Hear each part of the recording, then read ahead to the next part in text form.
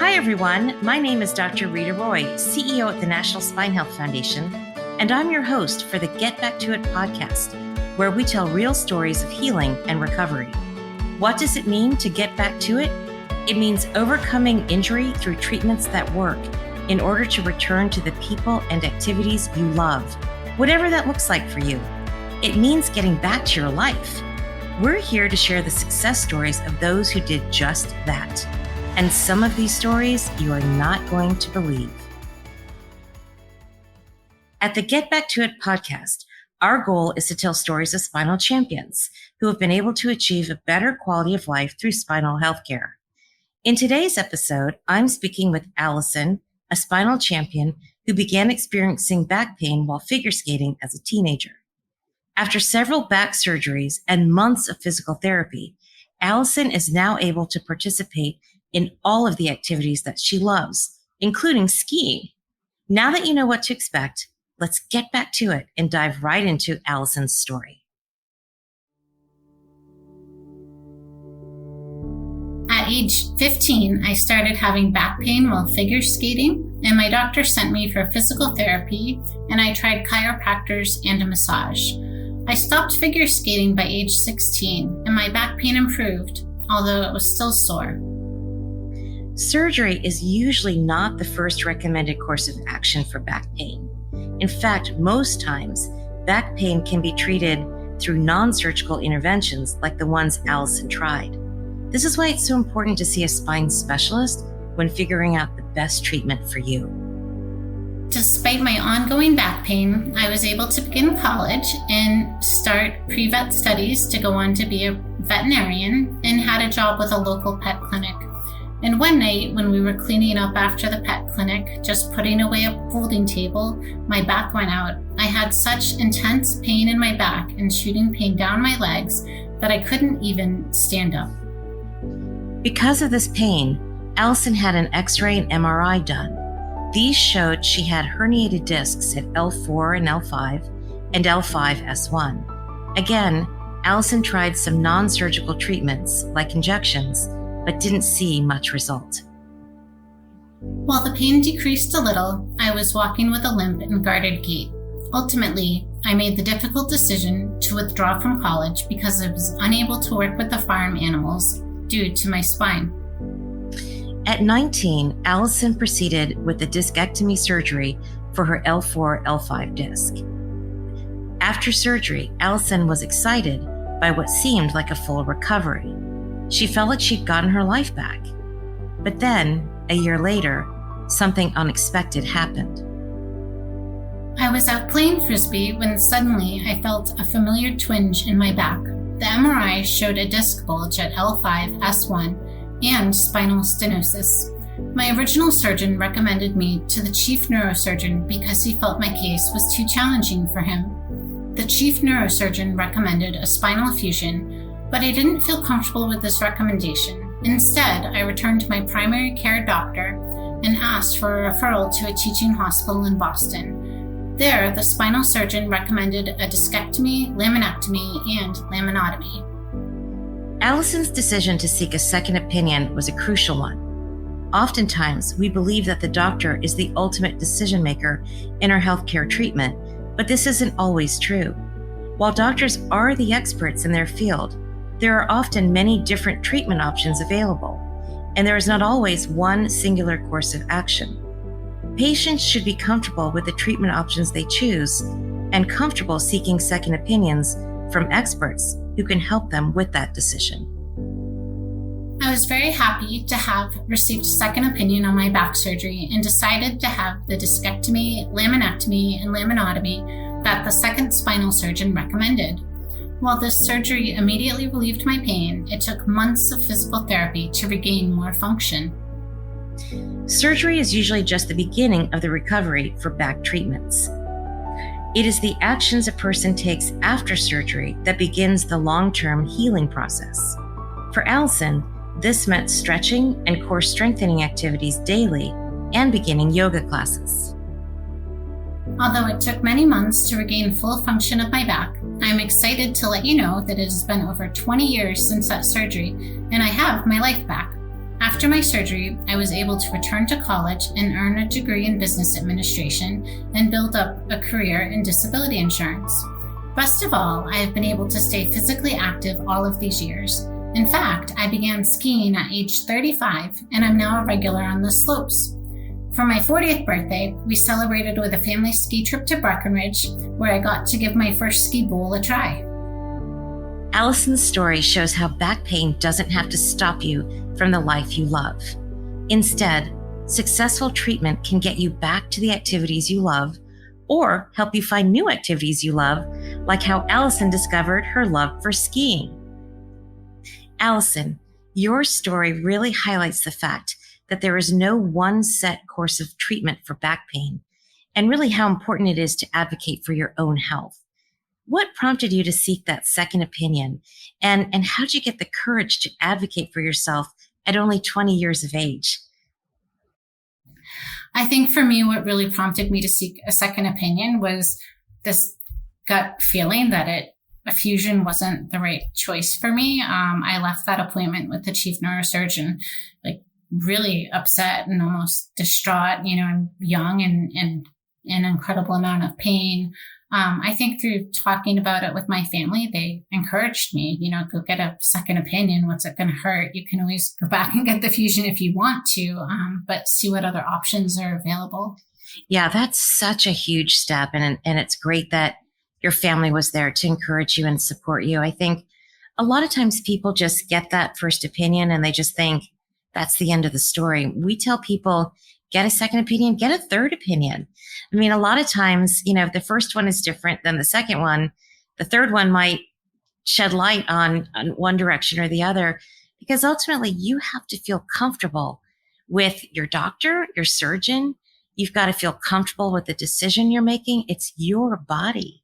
And that's what we say, that we all have to advocate for our own health. And I don't think any surgeon doesn't want to do the right thing, but your story eliminates that there are multiple ways to solve a problem, and you've just got to pick the one that's right for you. And a lot of times our doctors on our Spine Talks programs will say that it's a close relationship that you're developing with your surgeon, and so you need to feel good about that relationship. And if you walk out of that appointment feeling distraught or unhappy, definitely need to talk to another professional. It's amazing that you did that. Yeah. And, I had gone back to the original surgeon who did the first surgery, and I'm really thankful he was candid and said, this is beyond me.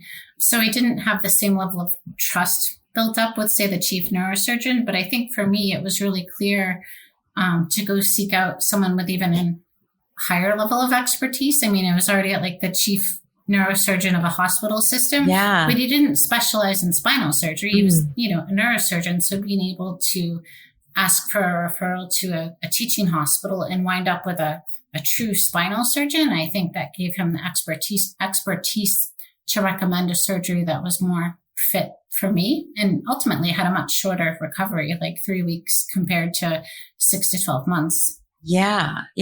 That is so brilliant, Allison. And I really just commend you and really just want to underscore, what you're saying here, because that's intimidating. I mean, here you're a young person, you're meeting with the chief of neurosurgery. That's sort of the top of the mountain, in things. And yet to have the insight and the wherewithal to say, this doesn't feel right.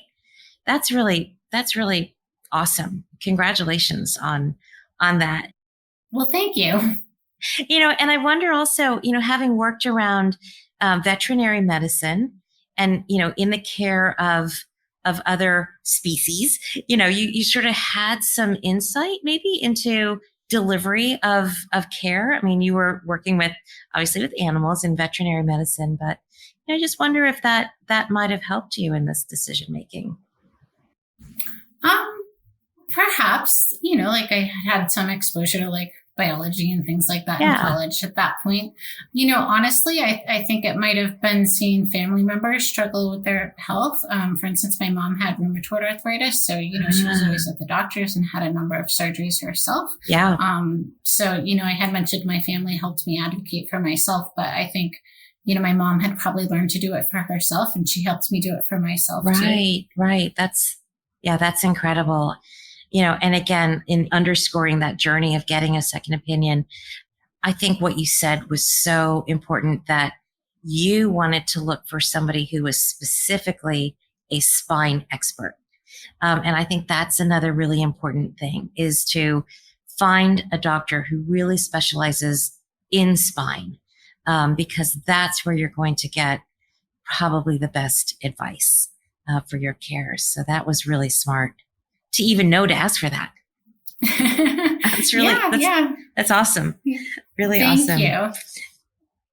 Question that comes up is, sort of, or what would be your recommendation to others who might not feel comfortable speaking up for their own healthcare? Or sometimes people feel like they're going to disappoint a doctor if they go and get a second opinion. What would be your recommendation to people who are kind of struggling with that? Yeah, I mean, I think it can be difficult to stand up to someone with like so many years of expertise and training. But it's ultimately your own health, your own body, and you have to be comfortable standing up for yourself. It's, for me, it made the difference of getting my life back and being able to pursue sports and hobbies for, the next decades, really.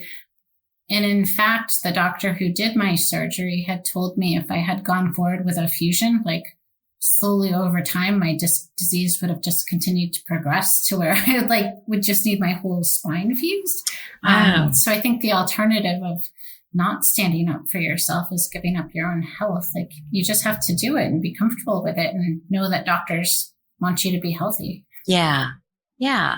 Well, and that's what we're here to do, at the foundation, is to give other people insight and good sort of recommendations on how to approach their decision making for their healthcare.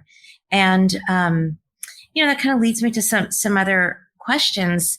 And that is that when you were presented with these two different approaches, so you saw the neurosurgeon, he was recommending fusion, then you went to the teaching hospital and they were recommending these, this other approach with the laminotomy and laminectomy and discectomy.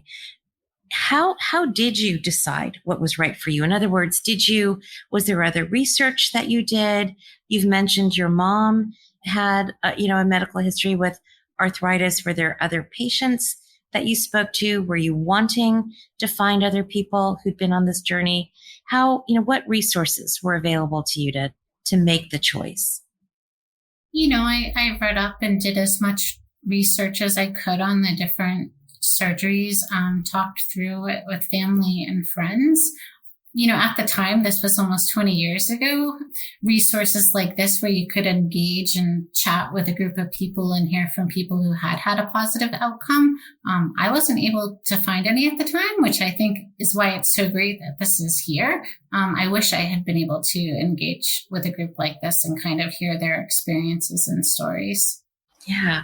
Well, we often find the National Spine Health Foundation, when people find us while they're researching treatment options, we're just thrilled that they come to us. We're doing everything we can to optimize our reach, on search engine optimization and all of our media platforms and getting in the news. And, we know that when patients are facing a debilitating, back or neck condition, that you can feel lost and alone and overwhelmed. Personally, speaking from my own experience as a spinal champion, when I found out that I needed a fusion, I just wanted to talk to other moms who had kids who had to go through this and figure out, how do you manage carpools? How do you do the laundry? How do you empty the dishwasher if you can't bend or lift or twist for 6 weeks? How do you do that? And I really wanted to find someone to talk to. That is why I'm personally so passionate about what we're doing. And, I was so thrilled when you contacted us, Allison, that you found us. Tell me a little bit about how you found out about us. Yeah, I was really looking for, maybe a volunteer opportunity to kind of give back and get involved. And I started really just looking for different foundations that were involved in orthopedics and spine health. And you guys popped right up in the search engine, Yay! Google, and, I clicked in and I was like, wow, this really resonates with the story I could tell. And, hopefully I could be able to help, maybe inspire others, help them a little bit through their back journey, let them know there can be positive outcomes at the end. So I was really happy when I found you guys, and I'm really excited to get involved. That is awesome. We're so excited to have you as part of our community and part of our organization. I think there's so much that we can do to spread the good news about spinal health care. I mean, I think the reality is that not everybody's journey works out, right? And that just happens. We're human and we live in an imperfect world. However, more of the time than not, the stories end well. And often the good stories don't get told. We hear more of the not good outcomes, which are important to learn from for sure. And so, we say that we're champions for spinal health care because most of the time, if you get the right treatment, you're going to have a great outcome. And so we want to be that resource to encourage people, to give hope, and to give the insight and knowledge to learn what is best. We're this resource our information is free. We work with the nation's top experts. We're very mindful and thoughtful about our information being unbiased and honest and truthful. And so, in doing so, really want to be that resource so that people don't feel alone and that they know that there's someone they can reach out to talk with about how they managed that journey. The recovery is something that people don't talk a lot about. And you were mentioning that you did yoga and a lot of physical therapy. Can you talk with me a little bit about the recovery and what that picture looked like for you? Definitely. For me, I was lucky in that I immediately came out of surgery pain-free. Wow.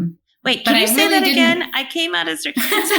Wait, tell me what that was like. Tell me what that moment was like. Well, it was kind of, amazing, right? Like if you've had sciatic pain or like the nerve pain like that, for just to be gone almost overnight is, really a great feeling.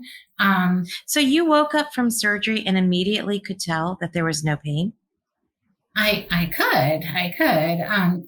That being said, even by like week 2 or 3, I had like such limited range of motion. Like, all my muscles were weak and I was stiff. Like I had been laying down for what felt like a year, but it was only a couple of weeks.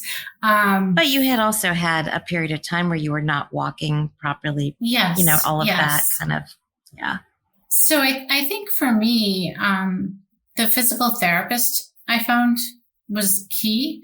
I think sometimes in physical therapy offices, you wind up like one patient among a queue of 30 in their office. But I was really fortunate. I found this one woman who saw me one-on-one, owned her own PT business. She came highly recommended to me.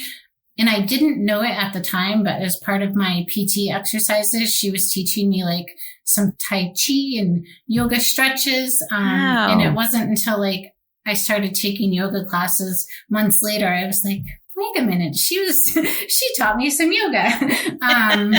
But, right. Also knowing to gradually build up, like at no point was I able to like jump in and do really hard exercises. Like it took months and even years in some of the things I do today to be able to build my core strength up to be able to do that. So the recovery process was, I wasn't advocating for myself with doctors per se anymore, but I was definitely fighting for my own recovery, like daily stretches, daily core exercises, spending a lot of time and energy to get better. And that was really important. Yeah, I mean, the surgery, I remember my surgeon pointed his finger at me and looked at me and said, we're going to do our part. We're going to fix your spine. Then you have to do your part. And he said, and that part takes a lot longer than the surgery. Surgery is a few hours in the OR, and we fix you. But then you've got to do the work to get better, to get stronger. And that's a part that we sometimes forget, that's a process. So you want to get in good hands and get the surgery done well. But then you also want to get in good hands for your recovery. That's awesome that you found that great physical therapist. That's amazing. Just curious with the PT and insurance coverage and paying for that. A lot of times people ask us, well, I can't do that. I can't afford it. I can't afford to get good care. What did you experience along those lines? Did insurance cover your recovery, and how long, and what that picture look like? Insurance did cover it for me. By the time I had my second surgery, I was in college, but I also had a job working at a software company by then. So I had my own health insurance. It was a good plan. They covered more or less your standard 20 visits a year, but it was enough to go and attend after surgery. And again, I can't say enough great things about my physical therapist, who taught me so many great exercises that I could incorporate into my own routine after our 20 visits ended. Yeah. The amazing thing is that you were young and learning these great stretches they're not just recovery stretches, they're just lifetime, stretches and exercises, right? So you just, all of a sudden that just becomes part of your habit. And now you've built a lifetime of really good care for your spine by doing that consistently. That's amazing. Yeah, thank you. Definitely. It was something I learned then that I was able to bring with me through my life. It's been a big help. So I grew up downhill skiing. I grew up in Colorado. Okay. And my family actually had a little place in Breckenridge. So when I saw your story, I really related to that on many levels. And I actually think I got my spondy in a pretty bad ski fall, which resulted in many years later, in my fusion. But, I just figured downhill skiing was not in my future anymore. And this past February, got in ski boots and on some pretty short skis and on some green slopes in Utah and went up and down the mountain. And it was absolutely awesome. And I thought to myself, oh my God, I'm returning to something that I love doing, and I'm doing it. So when I read your story about picking up downhill skiing, I was so excited for you. And I could totally relate to that. What made you want to pick up skiing? Tell me what that was like and how that felt. I mean, I was terrified, but I was determined. Tell me what it was like for you. Yeah. So, I picked it up about 7 years ago now, but my husband's always been an avid skier, and my two boys were learning to ski. And, by that point, my yoga classes had progressed to like some cardio kickboxing. Like I was in good shape. Yeah. And, wow. I had this thought in my head. I'm like, I'm in pretty good shape. I should give this a try. So I took a lesson. On my first lesson, maybe because I grew up figure skating, I made it right up to the blue or intermediate trails on the slopes. With my husband being an avid skier, he's always preaching, especially with us having kids, in a good way. Stay in control, don't go too fast. So I'm definitely not the fastest person on the hill, but, I am in control. I'm having fun. And I'm out there with my family. So it's been great. It's the best. That's the best. That's awesome. Yeah. At this point, I'm just happy to be out there, just enjoying the outdoors and the beautiful scenery and just taking it slow and just enjoying it. That's where I'm at. But, being able to share that with your family is the greatest gift. It's just congratulations. It's awesome. Thank you. I'm very thankful for it. I am often really struck by the major life changes that people make when they are faced with a spine condition. And you experienced that twice in your young life. You had to quit figure skating, and then you had to drop out of college. I mean, that's pretty huge. Those are very, very big and potentially traumatic events for a young person. And you managed through that so beautifully. And I'm sure it wasn't easy at the time that you were doing it. We can look back now and talk about it. But I'm sure at the time it must have been really, really tough. It definitely was tough. I think I would add, having to leave college, like not only was it not being able to work with farm animals anymore, but my back was to a point where walking down to the dining hall from the dorm or across the campus to classes was like painful. There was no longer anything productive going on there. So it was really a point where, no, I need to stop. But I think, having support from my friends and family through that really helped me. And it was being able to find a new pathway. So, even if I'm not going to figure skate, I can go do yoga. Even if I'm not going to do pre-vet, I'll go back for business administration. So it's being able to find new things that worked. Yeah. No, that is so wonderful. And again, we say when you've got debilitating back pain, it just sidelines you in life. It truly sidelines you in life. And, you're describing not being able to walk from your dorm to the dining hall, just can't even get there. It's hard to imagine that it can be that bad, but it can be that debilitating. It really can be.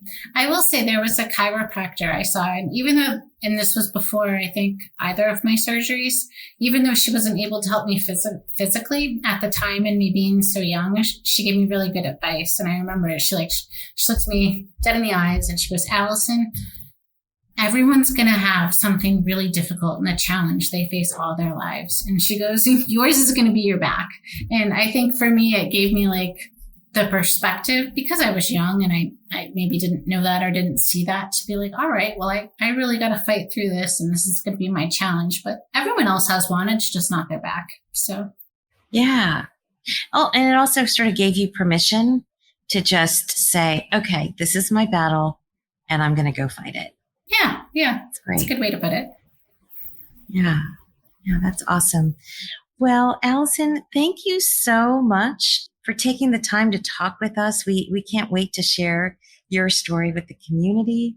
We hope that your story will inspire other people to take action if they've got back or neck pain and aren't sure where to begin their journey back to spine health. So thank you so much for being with us today. At the National Spine Health Foundation, something we believe in most is providing hope for recovery through sharing stories of success and expertise. It isn't always easy to find someone to relate to, even though 100 million adults suffer from neck or low back pain every year. To hear more stories of spinal champion recovery and access educational materials about spine health, visit us at spinehealth.org. If you're interested in supporting our show financially, you can contribute at the link provided. Thank you for listening.